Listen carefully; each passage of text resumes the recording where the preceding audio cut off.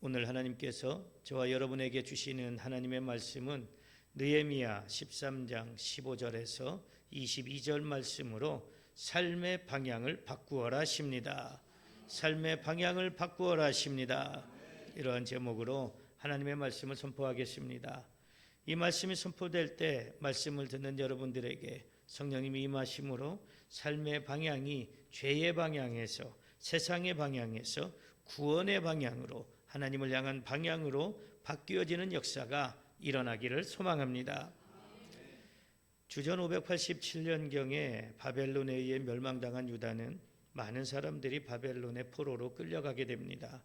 그리고 바벨론은 주전 539년에 바사 즉 페르시아에 의해 멸망을 당합니다. 보통 한 나라가 한 나라를 멸망시키고 점령을 하게 되면 자기들이 믿는 신을 믿을 것을 강요하는데 바사왕 고레스는 관대한 종교 정책을 폈습니다. 그 이유는 자신들의 왕국의 안녕을 위해서 모든 신들에게 기도하라는 것입니다. 그리고 고레스는 바벨론에 잡혀와 있던 유대인들을 예루살렘 성전을 다시 정비하라는 목적으로 귀향을 시켜서 성전을 정비하게 합니다. 그리고 80년이 지난 후에는 에스라를 중심으로 두 번째 귀환이 있었는데 에스라는 백성들을 모세의 율법에 따라 살게 하려고 노력했습니다. 이미 수십 년을 바벨론의 포로로 살고 있던 사람들은 그들의 삶과 문화에 동화되어 있었습니다. 그리고 포로로 잡혀가지는 않았지만 유대 땅에 머물러 살고 있는 사람들은 하나님을 잊어버리고 살고 있었습니다. 그래서 에스라에게 가장 중요한 것은 유다 백성들이 다시 하나님을 찾고 율법을 지키며 사는 것이었습니다. 그리고 에스라는 유대인들이 이방 종교를 믿는 사람들과 혼인하는 것을 막아서 하나님의 백성으로서 정결함을 유지하게 하려고 했습니다. 그렇게 두 번째 귀향이 있은 후에 13년이 지난 다음에 바사 왕궁의 고위 관리였던 느헤미야를 통한 3차 귀환이 이루어졌습니다. 이때 느헤미야는 유대 총독의 전권을 부여받았고 그렇게 돌아온 느헤미야는 예루살렘 성벽의 재건을 힘쓰며 유다 백성들의 삶의 방향이 바뀌어서 하나님 중심으로 살게 하기 위해 힘썼습니다. 특히 본문 말씀은 하나님의 안식일을 중요하게 여기지 않았던 자신들의 조상들 때문에 하나님의 징계를 받아 재앙을 당했음을 상기시켜주고 있습니다. 그래서 이제는 안식일을 중요하게 생각하지 않고 온전하게 지키지 않았던 삶에서 방향을 바꾸어 안식일을 거룩하게 지킬 것을 촉구하고 있습니다. 그러므로 오늘 이 말씀을 통해 우리들도 삶의 방향이 하나님 중심으로 살고 있는지 세상 중심으로 살고 있는지 돌아보아야 합니다. 그래서 세상 중심으로 살고 있다면 하나님 중심으로 살기 위해 삶의 방향을 바꾸는 결단이 일어나야 합니다. 그러면 이제 우리가 하나님 중심으로 살기 위해 삶의 방향을 바꾸려면 어떻게 해야 하는지 본문 말씀의 방향을 구체적으로 따라가면서 성령님의 감동하심으로 하나님의 음성을 듣겠습니다. 첫째로 삶의 방향을 바꾸는 것은 악에서 떠나는 것이라 하십니다. 오늘 성경 본문 말씀 느헤미야 13장 17절에 이렇게 말씀하십니다. 내가 유다의 모든 귀인들을 꾸짖어 그들에게 이르기를 너희가 어찌 이 악을 행하여 안식일을 범하느냐. 아멘. 하나님께서 모세를 통하여 안식일을 지킬 것을 명령하셨습니다. 그러면서 안식일에는 모든 사람들이 아무 일도 하지 말 것을 말씀하셨고 심지어 짐승들도 쉬게 하셨습니다. 그런데 유다 백성들은 오랜 포로 생활과 이방인들과의 접촉으로 인해서 이방의 관습을 따라 살게 되었습니다. 그러다 보니 그들의 삶은 이방인들과 마찬가지로 세상 것을 위한 삶이 되고 안식일을 중요하게 생각하지 않았습니다. 본문 15절에서 17절 말씀에 보면 백성들이 안식일을 어떻게 범하고 있었는지를 잘 말씀하고 있습니다. 그들은 안식일에 술투를 밟았습니다. 이것은 포도를 따서 포도주를 만드는 과정입니다. 곡식단을 나귀에 실어서 운반했습니다. 그리고 안식일에 예루살렘으로 와서 음식을 팔기도 했습니다. 두로 사람이 예루살렘에 살면서 물고기와 여러 물건들을 안식일에 유다인들에게 팔았고 유다인들은 안식일임에도 불구하고 아무 꺼리낌 없이 물건을 샀습니다. 이렇게 유다 백성들은 하나님의 안식일을 철저하게 범하고 있었습니다. 출애굽기 31장 12절에서 15절에 여호와께서 모세에게 말씀하여 이르시되 너는 이스라엘 자손에게 말하여 이르기를 너희는 나의 안식일을 지키라. 이는 나와 너희 사이에 너희 대대의 표징이니 나는 너희를 거룩하게 하는 여호와인 줄 너희가 알게 함이라. 너희는 안식일을 지킬지니 이는 너희에게 거룩한 날이 됨이니라. 그날을 더럽히는 자는 모두 죽일지며 그날에 일하는 자는 모두 그 백성 중에서 그 생명이 끊어지리라. 여섯 동안은 일할 것이나 일곱째 날은 큰 안식일이니 여호와께 거룩한 것이라. 안식일에 일하는 자는 누구든지 반드시 죽일지니라. 이렇게 말씀하십니다. 이렇게 하나님께서는 안식일을 반드시 지켜야 함을 말씀하고 있습니다. 심지어 안식일을 지키지 않는 사람은 죽이라고까지 하셨습니다. 그럼에도 불구하고 지금 유다 백성들은 아무렇지도 않게 안식일을 범하고 있습니다. 그래서 느헤미야는 안식일을 범하는 것은 악을 행하는 것이라고 강하게 질책합니다. 유다 백성들이 바벨론의 포로 생활을 하게 된 원인이 바로 하나님의 안식일을 거룩하게 지키지 않았기 때문입니다. 하나님께서는 예레미야를 통하여 안식일을 거룩하게 지키지 않으면 심판이 있을 것을 말씀하셨는데 예레미야 17장 27절에 만일 너희가 나를 순종하지 아니하고 안식일을 거룩되게 아니하여 안식일에 짐을 지고 예루살렘 문으로 들어오면 내가 성문에 불을 놓아 예루살렘 궁전을 삼키게 하리니 그 불이 꺼지지 아니하리라 하셨다 할지니라. 이렇게 말씀하십니다. 그러나 백성들이 듣지 않았습니다. 그래서 고난을 당했음에도 불구하고 또다시 안식일을 범하고 있습니다. 그러니 느헤미야가 볼 때 얼마나 화가 나고 또 안타까웠겠습니까? 그래서 느헤미야는 18절 말씀에서 조상들이 안식일을 지키지 않아서 재앙을 당했는데 지금 너희가 안식일을 지키지 않아서 하나님의 진노를 임하게 한다고 질책합니다. 우리는 지금 안식일을 지키지는 않습니다. 그렇다면 오늘 말씀은 우리와 아무 상관이 없는 것일까요? 그렇지는 않습니다. 우리는 유대인들처럼 안식일을 지키지는 않지만 구약의 안식일이 그리스도 안에서 성취된 의미로 주님의 부활을 기념해서 주일을 거룩하게 지켜야 합니다. 그래서 유대인들의 안식일의 개념이 지금 우리 기독교인들에게는 주일의 개념과 동일합니다. 그러면 우리는 주일에 무엇을 해야 하겠습니까? 여러분들은 주일에 무엇을 해야 한다고 생각하십니까? 돈을 벌거나 들에 나가서 일을 하다가 시간이 남으면 교회 와서 예배를 드려도 된다고 생각하고 있지는 않습니까? 이번 주에 못 가면 다음 주에 있고 다음 주에 있으면 그 다음 주에 있으니 그냥 나 편할 때 가지 이렇게 생각하시는 분은 안 계십니까? 예배만 드리고 세상으로 나가서 무엇을 즐길까를 먼저 생각하고 있는 분은 안 계십니까? 하나님과의 관계보다 사람들과의 관계를 더 중요하게 생각해서 사람들에게 끌려다니느라 주일을 지키지 못하고 있는 분은 안 계십니까? 주일은 내가 일할 것 다 하고 놀 것 다 놀고 남는 시간에 지키는 것이 아닙니다. 주일은 내 시간, 내 삶을 가장 먼저 온전하게 하나님께 드리는 날입니다. 나를 구원하시기 위해 독생자 예수 그리스도를 십자가에서 죽게 하신 하나님의 은혜에 감사해서 예배 드리는 날이 주일입니다. 그래서 하나님께 예배 드리고 하나님의 일에 더욱더 헌신하는 날, 이 날이 주일입니다. 죽을 영혼을 살려주신 그 은혜에 감사하는 일보다 더 바쁘고 더 중요한 일이 어디에 있겠습니까? 잔치집을 가는 것, 상갓집을 가는 것, 전날 가서 축의금 주고 부의금 주면 됩니다. 멀어서 못 가면 요즘은 온라인으로도 다 가능하니까 온라인으로 송금해줘도 됩니다. 그런데 우리의 삶은 어떻습니까? 아무리 바빠도 잔치집은 열심히 쫓아다닙니다. 아무리 바빠도 상갓집은 열심히 쫓아다닙니다.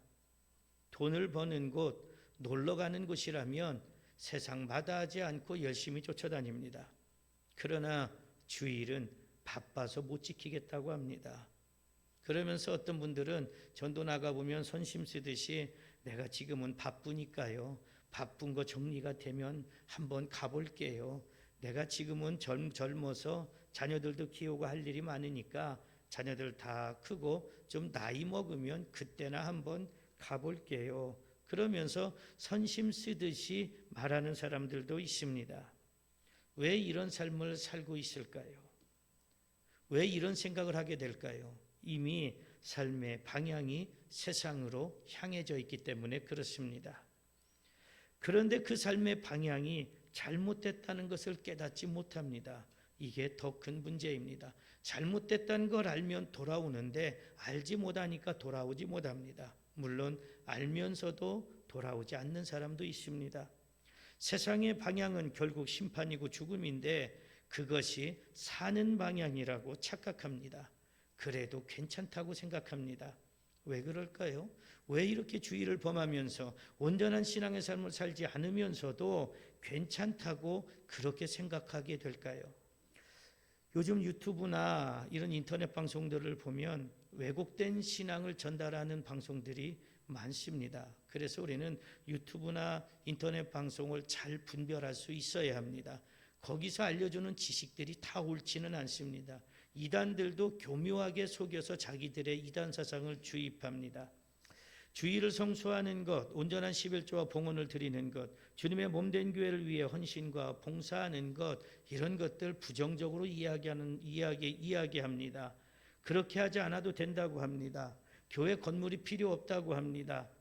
그게 더 하나님이 원하시는 것이고 하나님께 더 온전한 신앙의 삶을 사는 것이라고 합니다. 그런 방송들에 노출이 되면 처음에 들을 때는 이럴 수 있을까 하다가 내 세상적인 욕심과 내 세상적인 삶의 방향과 맞아떨어지면 어떻게 됩니까? 내 생각이 이미 그 불신앙의 영들에게 잡히게 됩니다. 그래서 불신앙적인 것들이 신앙적인 것처럼 착각하게 만들고 결국에 온전한 신앙의 삶을 살지 못하게 합니다. 그래서 그 삶의 방향이 잘못되었다는 것을 깨닫지 못하고 결국에 멸망의 길을 달려가게 됩니다. 예레미야 선지자는 하나님의 심판을 예언했습니다. 하지만 백성들은 예레미야의 예언을 듣고도 회개하는 것이 아니라 오히려 예레미야에게 화를 내며 삶의 방향을 바꾸지 않았습니다. 오히려 예레미야의 예언이 거짓된 예언이라고 그렇게 말했습니다. 좋은 얘기도 한두 번인데 심판에 대한 얘기를 계속해야 되니까 누가 좋을 사람이 있겠습니까? 결국 백성들은 안식일을 거룩하게 지키지 않는 자기들을 질책하는 예레미야를 박해합니다. 그런데 예레미야와는 다르게 하나냐라는 거짓 선지자가 거짓 예언을 합니다. 하나님은 우리를 사랑하셔서 우리를 멸망시키지 않을 거다, 심판시키지 않을 거다, 오히려 바벨론의 세력을 꺾을 것이다. 이 예언에 이스라엘 백성들은 기뻐하고 환영합니다. 결국 이스라엘 백성들은 안식일을 거룩하게 지키지 않고 온전한 신앙의 삶을 살지 않으며 우상을 숭배함으로 하나님의 심판을 받아 바벨론의 포로로 끌려갔습니다. 지금 이 시대가 예레미야가 하나님의 심판을 예언하고 거짓 선지자 하나냐가 거짓 예언을 한 그 시대와 어쩜 그렇게 똑 닮았는지 참 신기하기도 합니다. 거짓 이론과 신앙에 속아서 온전한 신앙의 삶을 살지 않으면서도 그것이 괜찮다고 합니다. 그것이 더 신앙적이라고 생각합니다. 그러면서 나는 교회 집사입니다. 권사입니다. 장로입니다. 나 교회 다녔더니 돈도 많이 벌었고요. 자녀들도 잘 됐습니다. 그러니 당신도 교회 다니세요. 예수 믿고 복 받으세요. 이렇게 자랑합니다. 그런데 그 사람의 삶은 전혀 신앙적이지 않습니다. 간간히 교회는 나오지만 직분은 받았다고 하지만 신실한 신앙의 삶을 살지 않습니다. 그런데 그 말을 하면 그 말을 듣는 사람들이 그 사람에게 그렇군요. 당신은 정말 신앙적인 사람이네요. 나도 한번 교회 가보고 싶네요. 나도 한번 예수 믿어보고 싶네요. 이렇게 생각하겠습니까? 겉으로는 그냥 인정하는 것 같아도 속으로는 당신 같은 사람이 무슨 교인이냐, 당신 같은 사람이 교인이면 난 차라리 교회 안 다니겠다, 이런 사람들이 더 많습니다. 주의를 온전히 지키는 것은 신앙의 가장 기본 중의 기본입니다. 그런데 그 기본도 지키지 않으면서 어떻게 세상 사람들에게 나는 교인입니다, 그리스도인입니다, 이렇게 이야기할 수 있겠습니까? 그런데 이야기들 많이 하시더라고요. 교회 주일은 잘 성수하라면서 어디 가서는 나 아무 교회 집사입니다, 권사입니다 이야기합니다. 그 이야기하는 것 자체가 창피한 일이고 그것은 하나님을 욕되게 하는 것이고 그것이 죄입니다. 남의 것을 빼앗고 사람을 죽여야만 악을 행하는 것이 아닙니다. 느헤미야의 경고처럼 주의를 소홀히 하는 것은 단순한 의무 위반이 아니라 우리를 구원하신 하나님의 은혜를 가볍게 여기는 것이고 결국 그 삶은 죄의 방향으로 달려가고 있는 것입니다. 그렇게 나의 잘못된 신앙생활 때문에 기독교 신앙이 왜곡되고 전도의 문이 닫히게 하는 것, 그것이 바로 악을 행하는 것입니다. 사랑하는 성도 여러분, 여러분들이 세상적인 삶을 더 중요하게 여겨서 하나님의 날인 주일을 온전히 지키지 못하는 악에서 떠나 하나님 중심으로 삶의 방향이 바뀌어지기를 소망합니다. 그래서 하나님께 인정받고 사람들에게 인정받는 신앙인들이 되시기를 소망합니다. 여러분들을 통해 불신자들이 하나님께로 돌아오는 놀라운 구원의 역사도 일어나기를 소망합니다. 그리고 하나님께서 주시는 구원의 은혜와 주 안에서의 참된 형통함을 풍성히 누리게 되시기를 축복합니다. 둘째로 삶의 방향을 바꾸는 것은 세상의 문을 닫는 것이라 하십니다. 오늘 성경 본문 말씀 느헤미야 13장 19절에서 20절에 이렇게 말씀하십니다. 안식일 전 예루살렘 성문이 어두워 갈 때에 내가 성문을 닫고 안식일이 지나기 전에는 열지 말라 하고 나를 따르는 종자 몇을 성문마다 세워 안식일에는 아무 짐도 들어오지 못하게 하였으므로 장사꾼들과 각양 물건 파는 자들이 한두 번 예루살렘 성 밖에서 잠으로. 아멘. 지금도 유대인들은 이스라엘에 가면 금요일 해질 때부터 토요일 해질 때까지가 안식일입니다. 이날은 버스도 다니지 않습니다. 공공기관도 다 문을 닫습니다. 상점도 문을 닫습니다. 본문 말씀에서 느헤미야가 안식일 전 날이 어두워질 때 성문을 닫고 안식일이 지나기 전에는 열지 말고 아무 짐도 들어오지 못하게 하라고 했습니다. 그런데 안식일이 끝나기를 기다리는 장사꾼들이 예루살렘 성 밖에서 잠을 자기 시작합니다. 그 이유는 안식일이 끝나고 얼른 성문이 열리면 바로 들어가서 좋은 자리 차지해서 장사하기 위함입니다. 그러다 보니 안식일에 자기 물건을 지키려는 자들과 장사꾼들과 물건을 구경하려는 사람들이 몰려들어서 안식일이 거룩하게 지켜지는 것이 아니라 어수선하게 되었습니다. 그러자 느헤미야가 장사꾼들에게 다시는 성 밖에서 자지 말라고 합니다. 다시 한번 성 밖에서 자면 잡아다가 책임을 묻겠다고 합니다.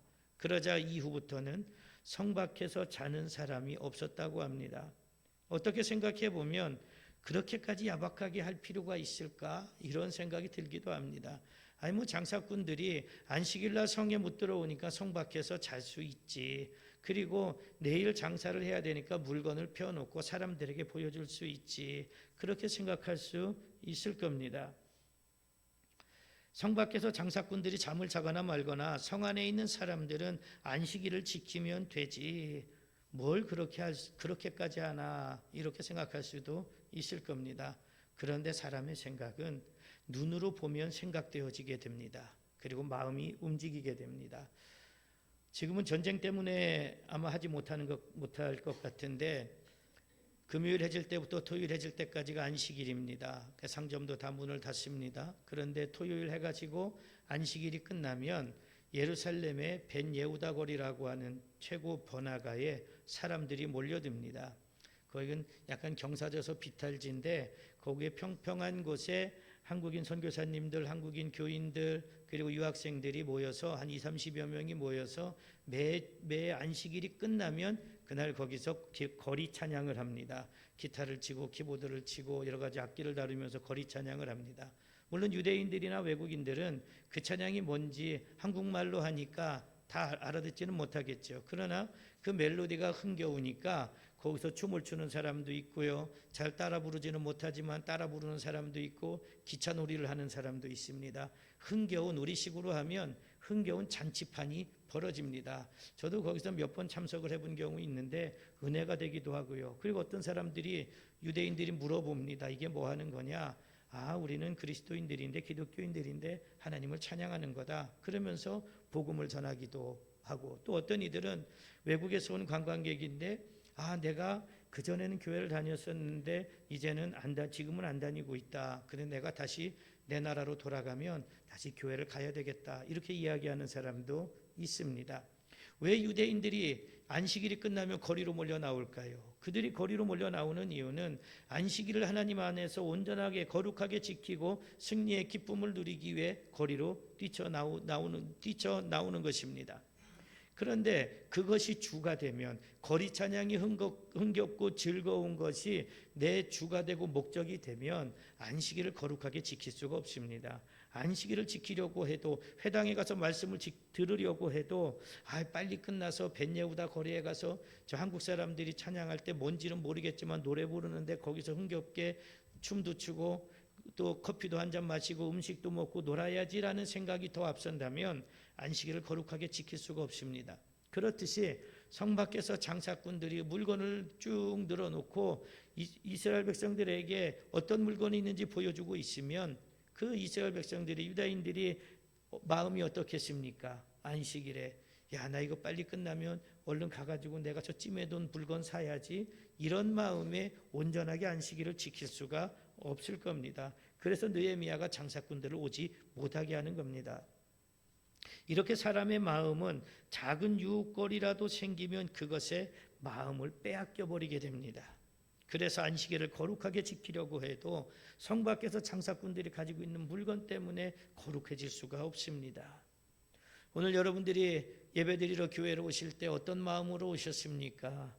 만약 오늘 주일이니까 예배드리러 교회로 오는데 어떤 잘 아는 방문 판매자가 좋은 물건이 있는데 오늘만 싸게 줄 수 있어요. 그러면 여러분들의 마음은 어떻겠습니까? 근데 또 그게 하필이면 내가 갖고 싶었던 물건이고 나한테 꼭 필요한 물건이라면 어떻겠습니까? 근데 그 장사꾼이 그런데 내가 지금 갈 건 아니고 이따가 한 12시나 12시 반쯤 갈 거예요. 그러면 그 시간이 우리 예배 마치는 시간쯤 되지 않습니까? 그러면 예배 시간 내내 어떤 생각이 들겠습니까? 예배 마치고 얼른 가서 내가 필요한 물건 사야지, 오늘 아니면 가격이 더 올라간다는데 못 산다는데, 오늘 아니면 다른 데 가서 판다는데 내가 얼른 가서 그거 사야지, 그 마음에 얼마나 신경이 쓰이겠습니까? 근데 하필이면 오늘 목사님 설교가 지난주보다 더 길어. 그런 마음이 더 싱숭생숭하고 심란해지겠죠. 예배가 끝나서 얼른 가야 되는데 가지 못하니까 얼마나 마음이 조급해집니까? 이렇게 예배를 드리러 오는 길에, 또 예배 드릴 때 세상 유혹이 생기면 우리의 마음이 쉽게 흔들립니다. 이것이 바로 느헤미야가 성문을 닫은 이유입니다. 그리고 우리가 세상 것의 문을 닫아야 하는 이유입니다. 이제까지 유다 백성들도 그렇게 살았습니다. 안식일을 지키기는 하는 것 같은데 생각은 온통 성 밖에 있는 장사꾼들에게 다 가 있습니다. 그 물건에 쏠려 있습니다. 그래서 안식일을 온전히 지킬 수가 없었습니다. 그렇기 때문에 느헤미야는 백성들의 생각을 사로잡고 미혹시키는 세상적인 것들을 미리 차단시키려고 장사꾼들을 성 밖에서 자지 못하게 했습니다. 물론 우리의 삶이 어떻게 세상과 완전히 담쌓고 살 수가 있겠습니까? 그러나 우리가 하나님께 예배드리는 주일 하루만큼, 주님 앞에 나와서 예배드리고 주님의 몸된 교회를 위해서 헌신하고 봉사하는 그 주일 하루만큼은 세상과 담을 쌓고 살아야 하지 않겠습니까? 세상으로 향해 있는 마음의 문을 닫고 하나님을 향해 마음의 문을 열어야 하지 않겠습니까? 그래서 주일 하루만큼은 온전히 하나님을 위해 살아야 하지 않겠습니까? 한 종이 두 주인을 섬길 수 없다고 예수님이 말씀하신 것처럼 우리는 세상 것을 마음에 품고서는 온전히 주의를 지킬 수 없고 하나님께 온전한 예배를 드릴 수 없습니다. 사랑하는 성도 여러분, 하나님께 예배를 드리고 있으면서도 마음은 온통 세상을 향해 열려 있지는 않습니까? 신앙을 방해하는 세상의 문을 닫으시기를 바랍니다. 삶의 방향을 세상이 아니라 하나님께로 바꾸시기 바랍니다. 그래서 온전히 주의를 지키고 하나님께 온전히 예배드리는 신실한 신앙인들이 되시기를 소망합니다. 그런 여러분들에게 하나님께서 주시는 형통의 복과 구원의 복과 영생의 복이 임하시기를 축복합니다. 셋째로, 삶의 방향을 바꾸는 것은 몸을 정결하게 하는 것이라 하십니다. 오늘 성경 본문 말씀 느헤미야 13장 22절에 이렇게 말씀하십니다. 내가 또 레위 사람들에게 몸을 정결하게 하고 와서 성문을 지켜서 안식일을 거룩하게 하라 하였느니라. 아멘. 이 말씀을 공동번역 성서에서는 나는 레위인들에게 목욕 제기하고 와서 성문들을 지켜 안식일을 거룩하게 지키도록 하라고 일렀다. 이렇게 번역하고 있습니다. 성문을 지키는데 꼭 목욕까지 하고 와서 성문을 지킬 필요가 있을까요? 그런데 느헤미야는 레위인들에게 목욕 재개하고 성문을 지키라고 합니다. 신앙은 훈련입니다. 하나님 앞에 나오는 훈련 중 첫 번째는 몸을 정결하게 하는 것입니다. 주일날 하나님 앞에 나오기 위해 일찍 일어나서 목욕하고 머리를 단장하고 화장을 하고 가장 깨끗하고 좋은 옷으로 입는 그 시간부터 바로 예배가 시작되는 것입니다. 그렇게 준비를 하고 하나님 앞에 나와서 예배 드릴 때 비로소 온전한 예배를 하나님께 올려드릴 수 있습니다. 그런데 주일날 늦잠을 자서 헐레벌떡 일어납니다. 세수도 하는 둥 마는 둥 머리는 새집을 졌는데도 옷도 대충 입고 하나님 앞에 나온다면 어떻게 온전한 예배가 될 수 있겠습니까? 어떤 분은 이렇게 얘기합니다. 하나님은 우리의 중심을 보시는 분이니까 내 마음이 내 중심이 하나님을 사랑하면 되지요. 내 중심이 하나님께 있으면 되지요. 내가 옷 입은 것 내 모습 좀 부족하면 어떻습니까? 좀 세수 안 하면 어떻습니까? 그래도 하나님은 나를 사랑하십니다. 이렇게 말하시는 분도 있을 수 있습니다. 물론 틀린 말은 아닙니다. 하나님은 우리의 중심을 보십니다. 우리의 외모나 우리가 입은 옷이나 우리가 가지고 있는 것 가지고 누구를 더 사랑하고 덜 사랑하는 것이 아니라 우리의 중심을 보십니다. 그러면 그 말이 맞다면 연애해 보신 분들은 잘 아시겠죠? 사랑하는 남자, 사랑하는 여자와 만나기로 약속 시간을 잡아놓으면 어떻게 합니까? 몇 시간 전부터 준비합니다. 화장을 하죠. 머리를 고치죠. 제가 저희 집사람 화장할 때 보면 감탄스러운 게 어떻게 이렇게 눈썹을 짝짝으로 안 그리고 잘 그리는지. 그래서 저는 여자들은 다 미적 감각이 있다 이렇게 생각합니다. 얼마나 공을 들이는지요. 시간은 촉박한데 눈썹 그리느냐고 시간이 모자랄 정도입니다. 사랑하는 사람을 만나러 가는데도 그렇게 공을 들이고 무슨 옷을 입을까? 옷장에 옷이 그득한데 입을 옷이 없대요. 무슨 그 고민하고 걱정합니다. 사랑하는 사람을 만나러 가는데도 그런데 내 마음의 중심이 하나님에게 있다면 정말 대충 자고 일어난 몰골로 대충 옷 입고 그렇게 올 수 있겠습니까? 전혀 그렇지 않을 겁니다. 그런데 우리는 너무 쉽게 생각합니다. 하나님은 내 중심을 보시니까 이렇게 대충 하고 가도 하나님 나를 사랑하시겠지. 그런 거 보면 하나님은 사랑의 하나님이 맞습니다. 그럼에도 불구하고 돌아오기를 기다리시고 깨닫기를 기다리시고 삶의 방향이 바뀌어지기를 기다리시니까 하나님은 사랑의 하나님이 맞습니다. 그 사랑의 하나님이 저와 여러분의 하나님이신 줄 믿습니다. 내 중심이 하나님께 있다면 대충 하고 올 수 없습니다. 좋은 옷을 입으라는 것 아닙니다. 명품을 입으라는 것 아닙니다. 금붙이 보석으로 치장하라는 것 아닙니다. 하나님 앞에 가장 정갈한 모습으로 나와야 한다는 것입니다. 내 중심이 하나님께 있다면 어떻게 그렇게 흐트러진 마음 가지고 오겠습니까? 예식장을 한번 가도 부옷을 입을까 어떤 옷을 입을까 온갖 치장을 다 합니다. 예식장에 그렇게 잘 입고 가서 뭐합니까? 예식장에서 빛나는 건 신부가 빛나야 되고 신랑이 빛나야 되는데 그들보다 더 잘 입고 가려고 하는 건 잘못된 욕심이지 않겠습니까?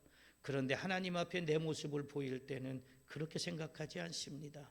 장례식장 갈 때는 꼭 정장을 입고 예의를 갖춰서 갑니다. 그런데 하나님 앞에 올 때는 그러지 않습니다. 중심이 과연 하나님 앞에 있다고 말할 수 있겠습니까? 안식일, 즉 주일은 나의 주인이신 창조주 하나님 앞에 나가는 날입니다. 하나님께 나를 보이는 날입니다. 하나님 저 왔습니다. 한 주간도 하나님의 은혜 가운데 살다가 비록 제 가운데 살 때도 있었지만 하나님 저 나왔습니다. 내 죄를 용서해 주시고 하나님 은혜로 채워주세요. 저 보이시죠? 저 나왔습니다. 저 기억해 주세요. 이 날이 바로 주일입니다. 그런데 어떻게 아무렇게나 하고 하나님 앞에 나와서 있을 수가 있겠습니까? 회사에 면접을 보러 가는데 머리도 감지 않고 아무렇게나 입고 가는 사람은 없을 겁니다. 미용실 가서 머리도 단장하고 메이크업도 할 것이고 옷이 없으면 괜찮은 양복이라도 하나 빼입고 갈 겁니다. 시내에 볼일을 보러 가도 온갖 치장을 다 하고 가지 않습니까? 왜 그렇습니까? 우리가 사람에게 보여주는 것이 예의라고 생각하고 어느 장소에 갇혀 입고 가는 것이 예의라고 생각하기 때문에 그렇습니다. 그런데 하나님 앞에 나오는데 아무렇게나 하고 나올 수 있겠습니까? 어떻게 하나님 앞에는 아무 예의를 갖추지 않고 나올 수 있겠습니까? 몸을 정결하게 한다는 것은 단순히 목욕을 하는 것만 말하는 것이 아닙니다. 하나님 앞에 나오기 위해 내 몸을 씻으면서 한 주간 세상에서 살면서 몸에 붙은 더러운 것들도 더러운 생각들도 같이 씻어내는 것입니다. 보지 말아야 할 것을 보게 된 더러움을 씻는 것입니다. 듣지 말아야 할 것을 들은 더러움을 씻는 것입니다. 만지지 말아야 할 것을 만진 더러움을 씻는 것입니다. 가지 말아야 할 곳을 갔던 더러움을 씻는 것입니다. 물론 우리의 힘으로 이 죄의 더러움을 완전히 씻어낼 수는 없습니다. 오직 예수 그리스도의 십자가 보혈만이 우리의 죄를 깨끗하게 하시며 성령께서 우리를 거룩하게 하십니다. 그러므로 몸을 정결하게 준비하는 외적인 행위는 한 주간 세상 가운데 지었던 우리의 죄를 돌아보게 하고 회개하며 예수 그리스도의 보혈을 의지하고 영적으로 깨끗해지고자 하는 간절한 마음의 표현이 되어야 합니다. 그렇게 예수님의 은혜로 내 몸과 마음을 정결하게 가다듬고 하나님 앞에 나오는 것이 삶의 방향을 하나님께로 바꾸는 것입니다. 사랑하는 성도 여러분, 얼마나 정결한 모습으로 하나님 앞에 나오기를 힘쓰고 계십니까? 여러분들이 정결한 몸과 마음으로 하나님 앞에 나와 주의를 지키고 온전한 예배를 드리시기를 바랍니다. 삶의 방향을 죄된 세상의 방향이 아니라 정결한 하나님께로 바꾸시기를 바랍니다. 그래서 여러분들의 삶이 하나님께서 주시는 거룩한 은혜와 참된 평안으로 풍성하게 채워지는 복을 누리시기를 축복합니다. 사랑하는 성도 여러분, 오늘 성령의 감동으로 기록된 본문 말씀을 통하여 하나님께서는 삶의 방향을 바꾸어라 하시면서 세 가지로 은혜의 말씀을 주셨습니다. 그 은혜의 말씀이 무엇이었습니까? 첫째로 삶의 방향을 바꾸는 것은 악에서 떠나는 것이라 하셨습니다. 둘째로 삶의 방향을 바꾸는 것은 세상의 문을 닫는 것이라 하셨습니다. 셋째로 삶의 방향을 바꾸는 것은 몸을 정결하게 하는 것이라 하셨습니다. 그러므로 여러분들도 악에서 떠나고 세상의 문을 닫고 몸을 정결하게 하여 삶의 방향을 세상적인 방향에서 하나님께로 바꾸시기를 소망합니다. 예수님께는 공생애를 시작하시기 전 광야에서 40일을 금식 기도하셨습니다.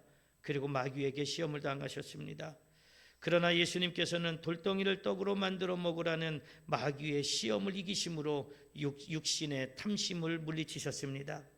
자기에게 절하면 천하 만국을 주겠다는 마귀의 시험을 이기셔서 세상 유혹의 문을 닫으셨습니다. 성전 꼭대기에서 뛰어내리면 천사들이 받아주지 않겠냐는 시험을 이기셔서 하나님을 시험하는 악에서 떠나셨습니다. 예수님의 제자들은 한때 예수님을 통해 세상의 권세를 누려보려고 했습니다. 그러나 예수님께서 십자가 달려 죽으시고 부활하시고 승천하시는 사건을 지켜보고 오순절에 성령 충만을 받은 후에 그들의 삶은 완전히 달라졌습니다. 세상 권세를 추구하던 자신들의 삶과 신앙을 예수 그리스도를 위한 삶과 신앙으로 바꾸었습니다.